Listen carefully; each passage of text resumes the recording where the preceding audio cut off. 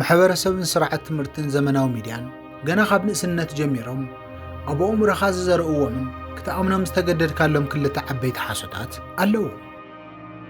እቲ ቀዳማይ ሓሶት ገንዘብ ሱር ናይ ሓጢኣት እዩ፣ ድኽነት ድማ ንጽህና እዩ፣ እቲ ዋና ነገር ናይ ልቢ ሃፍቲ እዩ ዝብል ሓሶት መጽናዕንዒ እዩ። እቲ ካልኣይን ኣዝዩ ሓደገኛ ሓሶት ድማ ኩል ግዜ መንነትካ ይትቐየር ማለት እውን ግልጽ ኹን፣ ኣብ ዝኾነ ቦታ ርእስኻ ኹን ዝብል ናይ ለዋህ ምኽሪ እዩ። ሎሚ ነዞም ናይ ሓሶት ትራኸታት ካብ ስሮም ንሓደ ግዜን ንመወዳእታን ክንነቕሎም ኢና። ኣብዚ እቲ ሓቂ ኸስንብደካ ይኽእል እዩ ማለት እውን ስምዒትካ ኻሃሲ ይኽእል እዩ። ነገር ግን ማሕበረሰብ ክነግረካ ዘይደፍሮ ናይ ዳርክ ሳይኮሎጂ ሓቂ ክነግረካ እየ። ኣብዛ ምድሪ እዚኣ ድኽነት ገበን እዩ። እወ ልክዕ ሰሚዕኻ ኣለኻ። ድኽነት ኣብ ርእስኻ ናብ ትውልድኻን ዝፍጸም ሕማቕ ገበን እዩ። ካብዚ ገበን እዚ ንምምላጥ ድማ ናትካ የዋህነትን ግልጽነትን የድሕነካን እዩ። እንታይ ራእትልካ ንሲ እቶም ናይ ዓለምና ተዓወቲ ዝጥቀምሉ ስትራቴጂካዊ ኣምሳልነት ወይ ምምሳል ብግቡእ ክትለማመድ ኣለካ። ናብ ቻነልና ዕቤት ኣእምሮ እንኳዕ ብድሓን መጸኹም። ሎሚ ሓፂር ናይ ሞቲቬሽን ወረ ክነግረኩም የመጸኹን። እዚ ዓሚቕ ናይ ህይወት ፍልስፍናን ናይ ሓያልን ናይ ማካቪልያን ስትራቴጂ ትንተና እዩ።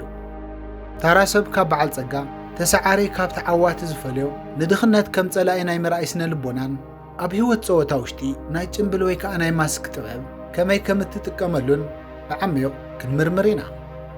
ኣእምሮኻ ኸፊትካ ስምዒትካ ጥፊኻ ናይ ነገስታት ምስጢር ተኻፈል። ቀዳማይ ድኽነት ገበን እዩ ክንብል ከለና ብሕጊ ዘቕጽዕ ገበን ማለት ኣይኮነን። ኣብዚ ክትርድእዎ ዘለኩም ሓደ ነገር ድኽነት ገበን እዩ ክንብል ከለና ኣብ ርእስኻ፣ ኣብ ክብረትካ፣ ኣብ ነፃነትካን ኣብ ኣባላት ስድራ ቤትካን እትፍጽሞ ናይ ሰብኣዊ መሰል ጥሕሰት ማለት እዩ። ኣብዚ ሓደ ነገር እስተውዕል፣ እቲ ሲስተም ወይ ስርዓት ንስኻ ድኻ ክትከውን እዩ ዝደሊ። ስለምንታይ ሲ? ምኽንያቱ ድኻ ሰብ ብቐሊሉ ስለ ዝግዛእ ማለት እውን ድኻ ሰብ ምርጫ የብሉን። ማሕበረሰብ ድኽነት ክብሪ እዩ፣ ዋና ነገር ጥዕና እዩ እናበለ ኸምህር ከሎ ኣብ ውሽጢ ኣእምሮኻ ገንዘብ ናይ ምጽላእ ፕሮግራም ይፀዓነካ ከም ዘሎ ኣየስተውዐልካን።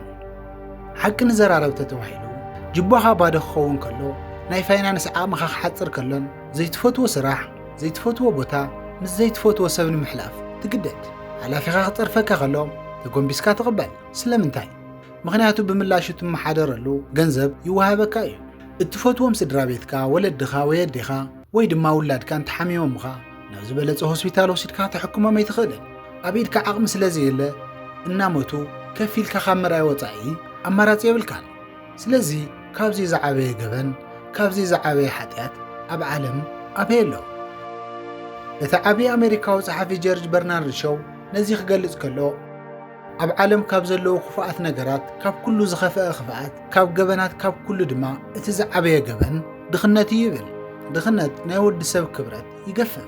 ድኽነት ናይ ወዲ ሰብ ኣእምሮ የጽብብ።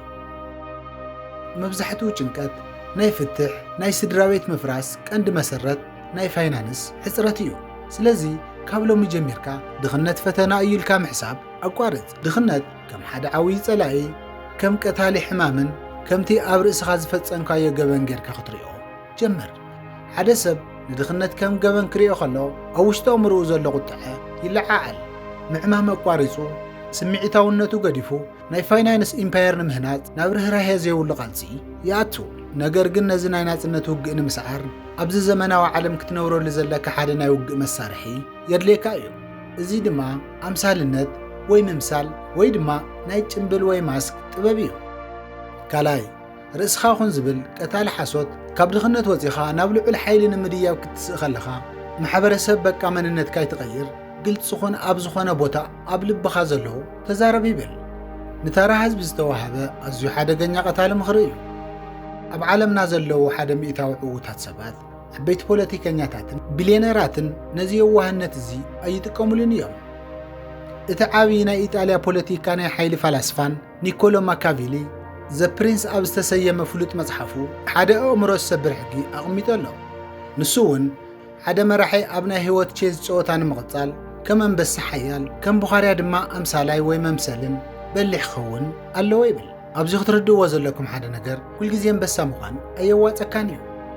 መጻወድያን ምፍላጥ ከም ቡኻርያ ምዃን ግዴታ እዩ። ኣምሳላይ ወይ መምሰሊ ምዃን ክንብል ከለና ዓማጺ ወይ ሌባ ምዃን ማለት ኣይኮነን። ኣምሳሊ ምዃን ማለት ኣብቲ ናይ ስነ ልቦና ዓለም እስትራቴጂካዊ ተለዋዋጢ ማለት እዩ። ንስኻ ኩል ግዜ ግልጽን ርእስኻን እትኸውን እንተደኣ ኮይንካ ሰባት ብቐሊሉ የንብቡኻ እዮም። ሓጎስካን ሓዘንካን ድኽመትካን ውልቃዊ ጥንካረኻን ካብ ገጽካ ይንበብ። ኣብ ሕጊ ዳርክ ሳይኮሎጂ ብቐሊሉ ዝንበብ ሰብ ብቐሊሉ ዝብላዕ ምሩኽ እዩ ዝኸውን። ምኽንያቱ ጸላእትኻ ወይ ከም ዝወቕዕኻ ይፈልጡ እዮም። ስለዚ ናብ ናይ ገንዘብ ልዕልነት ሓይሊ ክትድይብ እንተደሊኻ ነዚ የዋህ መንነትካ ቅተሎ። ካሚልዮን ምዃን ክትለማመድ ኣለካ። ካሚልዮን ኣብ ዘለዎ ከባቢ ዘሎ ሕብሪ ናይ ምምሳል ተፈጥሮኣዊ ጥበብ ኣለዎ። ንስኻ እውን ኣብ እትሃንጾ ናይ ቢዝነስ ስራሕ ምስ እትረኽቦ ሰብን ኣብ ኩሉ ዘለካ ኩነታት ልክዕ ርእስኻ ክትቅይር ክትክእል ኣለካ። ኣብዚ ክትፈልጦ ዘለካ ሓደ ነገር ናይ ጭንብል ወይ ከዓ ናይ ምምሳል ጥበብ ከመይ ጌርና ንለማመድ። ስለዚ ነዚ ናይ ስትራቴጂካዊ ምሳልነት ጥበብ ኣብ ህይወትና ብተግባር ከመይ ጌርና ንጥቀመሉ። እቲ ፍሉጥ ጸሓፊ ሮበርት ግሪን ናይ ሓይሊ 48 ሕግታት ዘ 48 ሎው ኦፍ ፓወር ኣብ ዝተሰመየ መጽሓፉ ዘቃልዖም ጥበባት ብምጥቃም ነዞም ሰለስተ ናይ ማካቪልያን ስልትታት ተለማሚዱ። በቲ ናይ መፈለምታ ክንጅምር ከለና ኣብ ቁፅሪ 1 ተቐመጠ ሓሳብካን መደብካን ብፍሽኽታ ክሕዋዮ። ሮበርት ግሪን ኣብ ሕጊ ቁጥሪ 3 ኩል ግዜ ናይ ሓቂ ዕላማኻን ሓሳብካን ሕባ ይብል። ናብ ሓደ ናይ ቢዝነስ ስምምዕ ወይ ናብ ስራሕ ክትኣቱ ከለኻ ክንደይ ዝኣክል ገንዘብ ከም ዘድልየካ ወይ ክንደይ ከም ዝጸበበካ ኣብ ገጽካ ኣይተርኢ። ማለት እውን ኣምሳላይ ኩን። ሰባት ንዓኻ ክርእዩ ከለዉ ዝተረጋግእኻን ዝኾነ ጸገም ዘይብልካን ብርእስኻ ምትእምማን ዝመልአካ ክትመስል ይግባእ። ኣብ ውሽጥኻ ናይ ድኽነት ሓዊ እንተነደደ እኳ ኣብ ወጻኢኻ ግን ምንም ዘይደለ ንጉስ ምሰል። ሰባት መደብካ እንተዘይፈሊጦም ንዓኻ ንምውዳቕ ስትራቴጂ ክነድፎ ይኽእሉን እዮም። ካልኣይ ካብ ሓላፊኻ ወይ ካብ ጸላኢኻ ኣይትብለጽ። ገለ ግዜ ካብ ድኽነት ንምውፃእ ኣብ እትገብሮ ቓልሲ ካባኻ ንላዕሊ ስልጣንን ገንዘብን ሓይልን ዘለዎም ሰባት ክትሰርሕ ትኽእል ኢኻ። ኣብዚ ግዜ እዚ ክትገብሮ ዘለካ ኢጎኻ ወይ ከዓ ኩርዓትካ ዓጺኻ ካብኣቶም ንላዕሊ ዝበለጽካ በሊሕን ፈላጥን ኮይንካ ክትረአይ ትፈትን። እዚ ናይ ዓሻ ስራሕ እዩ። በሊሕን ኣምሳላይን ሰብ ግን እንታይ ይገብር ይመስለኩም? ናይቲ ካልእ ሰብ ኢጎ የምጉስ ወይ ይሕጉስ። ከም ዓሻን ምንም ከም ዘይፈልጥን መሲሉ ድማ ይሓትት። ጸላኢኻ ወይ ሓላፊኻ ንዓኻ ምንም ከም ዘይትፈልጥ የዋህ ገይሩ ክሓስበካ ከሎ እቲ ዝነበረ ጥንቃቐ የልሕልሖ። ኣብዚ ግዜ እዚ ድማ ንስኻ ኣብ ውሽጥኻ ሓበሬታ እናኣከብካ ናይ ርእስኻ ዓቕሚ ተሃንጽ። ሳልሳይ ስምዒትካ ኣብ ትሕቲ ቁፅጥርካ እትዎ። ኣምሳላይ ምዃን ማለት ስምዒትካ ናይ ምቁፅጻር ጥበብ ማለት እዩ። ሰባት ክጸርፉኻን ክነቕፉኻን ወይ ክላገጹልካን ከለዉ ብኡ ኣይትቈጣዕ። ቁጥዐ ዘርኢ ሰብ ናይ ርእሱ ሪሞት ኮንትሮል ወይ ቁፅጽር ንኻልኦት ሕሊፍካ ምሃብ ማለት እዩ። ማካቪላውያን ውሽጦም እናደመየ እኳ ፍሽኽ ክብሉ ይኽእሉ እዮም። ምኽንያቱ ዕላምኦም ነቲ ውግእ ምስዓር እምበር ናይ ግዜያዊ ስምዒት ባሮት ምዃን ስለ ዘይደልዩ እዩ። ከም ዘድልየካ ንዕኦም ምሰል፣ ከም ዘድልየካ ድማ ቆራጽ ኩን። ናይ ኩነታት ጎይታ እምበር ናይ ስምዒት ኣገልጋሎይ ትኹን። ናይ ሎሚ ስድራ ቤት ዓለም የዋሃትን ናይ ሓቂና ባህልቲ ዝሽለመሉ ናይ ፈትሒ ዓውደ ኣይኮነትን። ዓለም ናይ ሓይሊ፣ ናይ ስትራቴጅን ናይ በላሕትን ናይ ቼዝ ሜዳ እያ። ድኽነት ኣብ ርእስኻ ዝፍጸም ገበን እዩ። ካብዚ ገበን እዚ ንምምላጥ ናይ ገዛ ርእስኻ ትውልዲ ናፃ ንምውፃእ ድማ የዋህነትካ ኣውፂኻ ምድርባይ ግዴታ እዩ። ከም አንበሳ ሓያል ከም ቡኻርያ ድማ ስትራቴጂካዊ ምሳልነት ምዃን ተለማመድ። ኣብ ውሽጥኻ ዘሎ ዕላማ ንማንም ኣይትንገር። ስምዒትካ ተቆጻጸር። ኣብ እትኸደሉ ቦታ ኩሉ ነቲ ከባቢ ዘድልዮ ጭንብል ማስክ ጌርካ እቶ። እቲ ወፃኢ መንነትካ ንማሕበረሰብ ዘይዕግብ ይኹን። እቲ ውሽጣዊ መንነትካ ግን ርህራሄ የብሉን። ናይ ፋይናንስ ኢምፓየር ዝሃነፀን ማንም ሰብ ከምብዎ ዘይኽእል ሓፂን ኩን። ኣብ መወዳእታ ሓደ ነገር ክነግረካ፣ ሎሚ ምሸት ክትድቅስ ከለኻ ነዚ ናይ መወዳእታ ውሳነ ሕልፍ።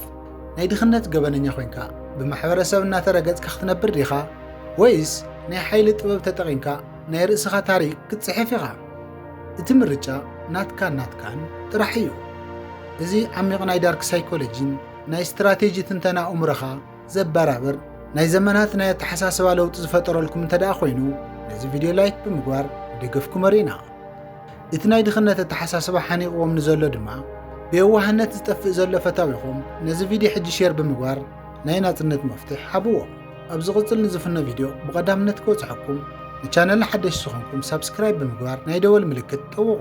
ዓቕምኹም ህነጹ። ናይ ጭንብል ጥበብ ተለማመዱ። ናጽነትካ ኣውጅ። ብሓባር ንዕበል። ክሳዕ መወዳእታ ስለ ተኸታተልኩምኒ ኣብ ዘለኹም ሰላም ኩለይ ቻው